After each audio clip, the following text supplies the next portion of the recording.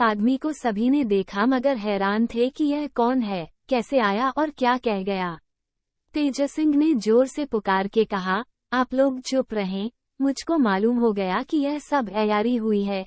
असल में कुमारी और चपला दोनों जीती हैं, ये लाशें उन लोगों की नहीं हैं। तेज सिंह की बात से सब चौंक पड़े और एकदम सन्नाटा हो गया। सबों ने रोना धोना छोड़ दिया और तेज सिंह के मुंह की तरफ देखने लगे। महारानी दौड़ी हुई उनके पास आई और बोली, बेटा, जल्दी बताओ ये क्या मामला है? तुम कैसे कहते हो कि चंद्रकांता जीती है? ये कौन था जो यकायक महल में घुस आया? तेज सिंह ने कहा, ये तो मुझे मालूम नहीं कि यह कौन था, मगर इतना पता लग गया कि चंद्रकांता और चपला को शिवदत्त सिंह के अयार चुरा ले गए हैं और ये बनावटी लाश यहाँ रख गए हैं, जिससे सब कोई जाने कि वे मर गई और खोज न करें।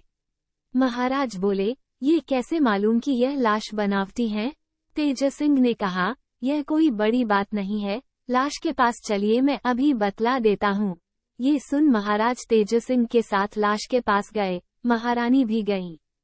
तेज सिंह ने अपनी कमर से खंजर निकालकर चपला की लाश की टांग काट ली और महाराज को दिखलाकर बोले, देखिए इसमें कहीं हड्डी है।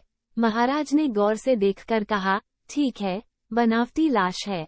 इसके पीछे चंद्रकांता की लाश को भी इसी तरह देखा, उसमें भी हड्डी नहीं पाई। अब सबों को मालूम हो गया कि अयारी की गई है। महाराज बोले, अच्छा, ये तो मालूम हुआ कि चंद्रकांता जीती है, मगर दुश्मनों के हाथ पड़ गई, इसका गम क्या कम है? तेज सिंह बोले, कोई हर्ज नहीं, अब तो जो होना था हो चुका। मैं चंद्रकांता और चपला को खोज निकालूंगा। तेज सिंह के समझाने से सबों को कुछ धाधस हुई, मगर कुमार वीरेंद्र सिंह अभी तक बदहवास पड़े हैं, उनको इन सब बातों की कुछ खबर नहीं। अब महाराज को ये फिक्र हुई कि कुमार को होशियार करना चाहिए। वैद्य बुलाए गए। सबों ने बहुत सी तरकीबें की, मगर कुमार को होश न आया। तेज सिंह भी अपनी तरकीब करके हैरान हो गए, मगर कोई फायदा न हुआ। ये देख महाराज बहुत घबराए और तेज सिंह से बोले, अब क्या करना चाहिए? बहुत देर तक गौर करने के बाद तेज सिंह ने कहा कि कुमार को उठवा के उनके रहने के कमरे में भिजवाना चाहिए, वहाँ अकेले में मैं इनका इलाज करूँगा। ये सुन महाराज ने उन्हें खुद उठाना चाहा, मगर तेज सिंह ने कुमार को गोद में ले लिया और उनके रहने वाले कमरे में ले चले। महाराज भी संग हुए। तेज सिंह ने कहा, आप साथ न चलिए, ये अकेले ही में अच्छे होंगे। महाराज उसी जगह ठहर गए।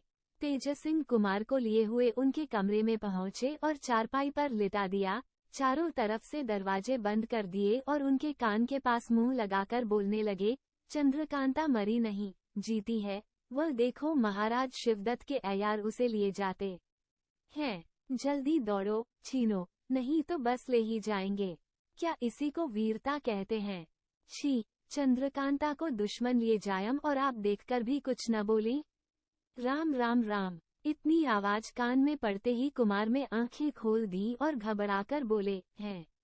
कौन लिए जाता है? कहाँ है चंद्रकांता? ये कहकर इधर उधर देखने लगे। देखा तो तेज सिंह बैठे हैं। पूछा, अभी कौन कह रहा था कि चंद्रकांता जीती है और उसको दुश्मन लिए जाते हैं? तेज सिंह ने कहा, मैं कहता था और सच कह रहा था। कुमारी जीती हैं, मगर दुश्मन उनको चुरा ले गए हैं और उनकी जगह नकली लाश रख इधर उधर रंग फैला दिया है, जिससे लोग कुमारी को मरी हुई जानकर पीछा और खोज न करें। कुमार ने कहा, तुम हमें धोखा देते हो, हम कैसे जाने कि वह लाश नकली है? तेज सिंह ने कहा, मैं अभी आपको यकीन करा देता हूँ। ये कह कमरे का दरवाजा खोला, देखा कि महाराज खड़े हैं, आंखों से आंसू जारी हैं। तेज सिंह को देखते ही पूछा, क्या हाल है? जवाब दिया, अच्छे हैं, होश में आ गए, चलिए देखिए। ये सुन महाराज अंदर गए। उन्हें देखते ही कुमार उठ खड़े हुए। महाराज ने गले से लगा लिया। पूछा, मिजाज कैसा है? कुमार ने कहा, अच्छा है। कई लौंडियां भी उस जगह आईं जिनको कुमार का हाल लेने के लिए महारानी ने भेजा था। एक लौड़ी से तेज सिंह ने कहा, दोनों लाशों में से जो टुकड़े हाथ पैर के मैंने काटे थे उन्हें ले आ। ये सुन लौड़ी दौड़ी गई और वे टुकड़े ले आए। तेज सिंह ने कुमार को दिखलाकर कहा, देखिए, ये बनावटी लाश है या नहीं, इसमें हड्डी कहाँ है। कुमार ने देखकर कहा, ठीक है, मगर उन लोगों ने बड़ी बदमाशी की। तेज सिंह ने कहा, खैर जो होना था हो गया, देखिए अब हम क्या करते हैं, सवेरा हो गया। महाराज, कुमार और तेज सिंह बैठे बातें कर रहे थे कि हरदयाल सिंह ने पहुंचकर महाराज को सलाम किया। उन्होंने बैठने का इशारा किया। दीवान साहब बैठ गए और सबों को वहां से हट जाने के लिए हुक्म दिया। जब निराला हो गया, हरदयाल सिंह ने तेज सिंह से पूछा, मैंने सुना है कि वो बनावटी लाश थी जिसको सभी ने कुमारी की लाश समझा था। तेज सिंह ने कहा, जी हाँ, ठीक बात है, और तब बिल्कुल हाल समझाया। इसके बाद दीवान साहब ने कहा, और गजब देखिए, कुमारी के मरने की खबर सुनकर सब परेशान थे। सरकारी नौकरों में से जिन लोगों ने ये खबर सुनी दौड़े हुए महल के दरवाजे पर रोते चिल्लाते चले आए। उधर जहां अयार लोग कैद थे, पहरा कम रह गया। मौका पाकर उनके साथी अयारों ने वहां धावा किया और पहरे वालों को जख्मी कर अपनी तरफ के सब अयारों को जो कैद थे छुड़ा ले गए। ये खबर सुनकर तेज सिंह, कुमार और महाराज सन्न हो गए। कुमार ने कहा, बड़ी मुश्किल में पड़ गए, अब कोई भी अयार उनका हमारे यहाँ न रहा, सब छूट गए। कुमारी और चपला को ले गए, ये तो गजब ही किया, अब नहीं बर्दाश्त होता, हम आज ही कूच करेंगे और दुश्मनों से इसका बदला लेंगे। ये बात कह ही रहे थे कि एक चौकीदार ने आकर अर्ज किया कि लड़ाई की खबर लेकर एक जासूस आया है, दरवाजे पर हाजिर है, उसके बारे में क्या हुक्म होता है। हरदयाल सिंह ने कहा, इसी जगह हाजिर करो। जासूस लाया गया। उसने कहा, दुश्मनों को रोकने के लिए यहाँ से मुसलमानी फौज भेजी गई थी। उसके पहुँचने तक दुश्मन 4 कोस और आगे बढ़ाए थे। मुकाबले के वक्त ये लोग भागने लगे। ये हाल देखकर तोपखाने वालों ने पीछे से बाढ़ मारी, जिससे करीब चौथाई आदमी मारे गए। फिर भागने का हौसला न पड़ा और खूब लड़े, यहाँ तक कि लगभग 1000 दुश्मनों को काट गिराया, लेकिन वह फौज भी तमाम हो चली। अगर फौरन मदद न भेजी जाएगी तो तोपखाने वाले भी मारे जाएंगे। ये सुनते ही कुमार ने दीवान हरदयाल सिंह को हुक्म दिया कि 5000 फौज जल्दी मदद पर भेजी जाए और वहां पर हमारे लिए भी खेमा रवाना करो। दोपहर को हम भी उस तरफ कूच करेंगे। हरदयाल सिंह फौज भेजने के लिए चले गए। महाराज ने कुमार से कहा, हम भी तुम्हारे साथ चलेंगे। कुमार ने कहा, ऐसी जल्दी क्या है, आप यहाँ रहें, राज्य का काम देखें। मैं जाता हूँ, जरा देखूं तो राजा शिवदत्त कितनी बहादुरी रखता है। अभी आपको तकलीफ करने की कुछ जरूरत नहीं। थोड़ी देर तक बातचीत होने के बाद महाराज उठकर महल में चले गए। कुमार और तेज सिंह भी स्नान और संध्या पूजा की फिक्र में उठे। सबसे जल्दी तेज सिंह ने छुट्टी पाई और मुनादी वाले को बुलाकर हुक्म दिया कि तू तमाम शहर में इस बात की मुनादी कर आ कि दिनतारबीर का जिसको इष्ट हो वह तेज सिंह के पास हाजिर हो। बमूजिब हुक्म के मुनादी वाला मुनादी करने चला गया। सभी को ताज्जुब था कि तेज सिंह ने यह क्या मुनादी करवाई है। मामूल वक्त पर आज महाराज ने दरबार किया। कुमार और तेज सिंह भी हाजिर हुए। आज का दरबार बिल्कुल सुस्त और उदास था, मगर कुमार ने लड़ाई पर जाने के लिए महाराज से इजाजत ले ली और वहां से चले गए। महाराज भी उदासी की हालत में उठ के महल में चले गए। ये तो निश्चय हो गया कि चंद्रकांता और चपला जीती हैं, मगर कहाँ हैं, किस हालत में हैं, सुखी हैं या दुखी। इन सब बातों का ख्याल करके महल में महारानी से लेकर लौड़ी तक सब उदास थीं। सबों की आंखों से आंसू जारी थे। खाने पीने की किसी को भी फिक्र न थी। एक चंद्रकांता का ध्यान ही सबों का काम था। महाराज जब महल में गए, महारानी ने पूछा कि चंद्रकांता का पता लगाने की कुछ फिक्र की गई। महाराज ने कहा, हाँ, तेज सिंह उसकी खोज में जाते हैं। उनसे ज्यादा पता लगाने वाला कौन है जिससे मैं कहूँ। वीरेंद्र सिंह भी इस वक्त लड़ाई पर जाने के लिए मुझसे विदा हो गए। अब देखो क्या होता है। कुछ दिन बाकी है। एक मैदान में हरी हरी दूब पर 15-20 कुर्सियां रखी हुई हैं और सिर्फ 3 आदमी कुना वीरेंद्र सिंह, तेज सिंह और फतेह सिंह सेनापति बैठे हैं। बाकी कुर्सियां खाली पड़ी हैं। उनके पूरब तरफ सैकड़ों खेमे अर्धाचंद्राकार खड़े हैं। बीच में वीरेंद्र सिंह के पलटन वाले अपने अपने हरबों को साफ और दुरुस्त कर रहे हैं। बड़े बड़े शामियानों के नीचे तोपें रखी हैं जो हर एक तरह से लैस और दुरुस्त मालूम हो रही हैं। दक्षिण तरफ घोड़ों का अस्तबल है, जिसमें अच्छे अच्छे घोड़े बंधे दिखाई देते हैं। पश्चिम तरफ बाजे वालों, सुरंग खोदने वालों, पहाड़ उखाड़ने वालों और जासूसों का डेरा तथा रसद का भंडार है।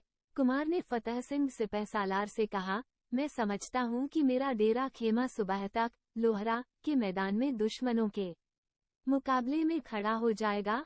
फतेह सिंह ने कहा, जी हाँ, जरूर सुबह तक वहाँ सब सामान लैस हो जाएगा। हमारी फौज भी कुछ रात रहते यहाँ से कूच करके पहर दिन चढ़ने के पहले ही वहाँ पहुँच जाएगी।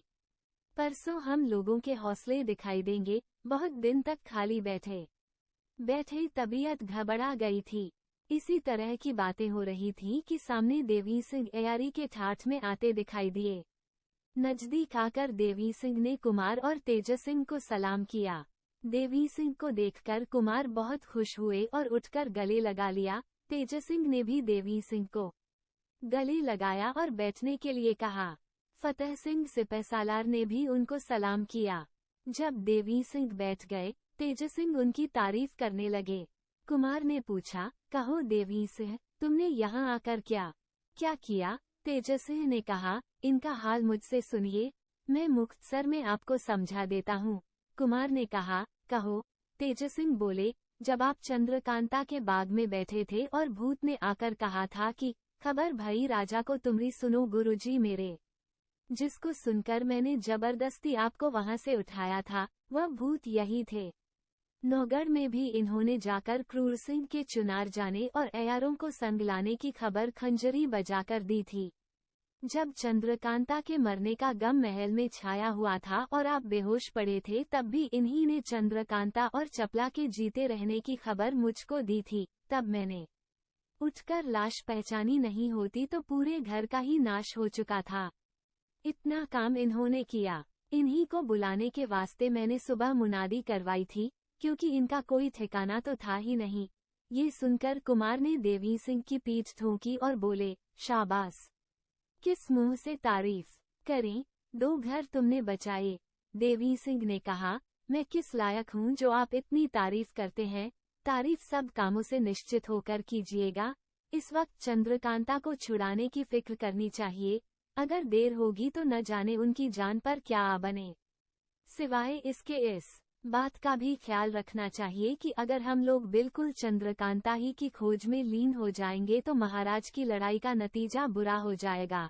ये सुन कुमार ने पूछा, देवी सिंह, ये तो बताओ चंद्रकांता कहाँ है, उसको कौन ले गया? देवी सिंह ने जवाब दिया कि ये तो नहीं मालूम कि चंद्रकांता कहाँ है। हाँ, इतना जानता हूँ कि नाजिम और बद्रीनाथ मिलकर कुमारी और चपला को ले गए। पता लगाने से लग ही जाएगा। तेज सिंह ने कहा, अब तो दुश्मन के सब अयार छूट गए। वे सब मिलकर 9 हैं और हम 2 ही आदमी ठहरे। चाहे चंद्रकांता और चपला को खोजे, चाहे फौज में रहकर कुमार की हिफाजत करें, बड़ी मुश्किल है। देवी सिंह ने कहा, कोई मुश्किल नहीं है, सब काम हो जाएगा। देखिए तो सही, अब पहले हमको शिवदत्त के मुकाबले में चलना चाहिए। उसी जगह से कुमारी के छुड़ाने की फिक्र की जाएगी। तेज सिंह ने कहा, हम लोग महाराज से विदा हो आए हैं, कुछ रात रहते यहाँ से पड़ाव उठेगा। पेशखेमा जा चुका है। आधी रात तक ये लोग आपस में बातचीत करते रहे। बाद इसके कुमार उठकर अपने खेमे में चले गए। कुमार के बगल में तेज सिंह का खेमा था, जिसमें देवी सिंह और तेज सिंह दोनों ने आराम किया। चारों तरफ फौज का पहरा फिरने लगा। गश्त की आवाज आने लगी। थोड़ी रात बाकी थी कि एक छोटी तोप की आवाज हुई। कुछ देर बाद बाजा बजने लगा। कूच की तैयारी हुई और धीर धीर फौज चल पड़ी। जब सब फौज जा चुकी, पीछे एक हाथी पर कुमार सवार हुए, जिन्हें चारों तरफ से बहुत से सवार घेरे हुए थे। तेज सिंह और देवी सिंह अपने अयारी के सामान से सजे हुए कभी आगे कभी पीछे कभी साथ पैदल चले जाते थे। पहर दिन चढ़े कुना वीरेंद्र सिंह का लश्कर शिवदत्त सिंह की फौज के मुकाबले में जा पहुंचा, जहां पहले से महाराज जय सिंह की फौज डेरा जमाए हुए थी। लड़ाई बंद थी और मुसलमान सब मारे जा चुके थे। खेमा डेरा पहले ही से खड़ा था। कायदे के साथ पलटनों का पड़ाव पड़ा। जब सब इंतजाम हो चुका, कुंवर वीरेंद्र सिंह ने अपने खेमे में कचहरी की और मीर मुंशी को हुक्म दिया, एक खत शिवदत्त को लिखो कि मालूम होता है आजकल तुम्हारे मिजाम में गर्मी आ गई है, जो बैठे बैठाए एक नालायक क्रूर के भड़काने पर महाराज जयसिंह से लड़ाई ठान ली है। ये भी मालूम हो गया कि तुम्हारे अयार चंद्रकांता और चपला को चुरा लाए हैं, सो बेहतर है कि चंद्रकांता और चपला को इज्जत के साथ महाराज जयसिंह के पास भेज दो और तुम वापस जाओ, नहीं तो पछताओगे। जिस वक्त हमारे बहादुरों की तलवारें मैदान में चमकेंगी, भागते राह न मिलेगी। बमुजिम हुक्म के मीर मुंशी ने खत लिखकर तैयार की। कुमार ने कहा, यह खत कौन ले जाएगा? ये सुन देवी सिंह सामने आ हाथ जोड़कर बोले, मुझको इजाजत मिले कि इस खत को ले जाऊं, क्योंकि शिवदत्त सिंह से बातचीत करने की मेरे मन में बड़ी लालसा है। कुमार ने कहा, इतनी बड़ी फौज में तुम्हारा अकेला जाना अच्छा नहीं है।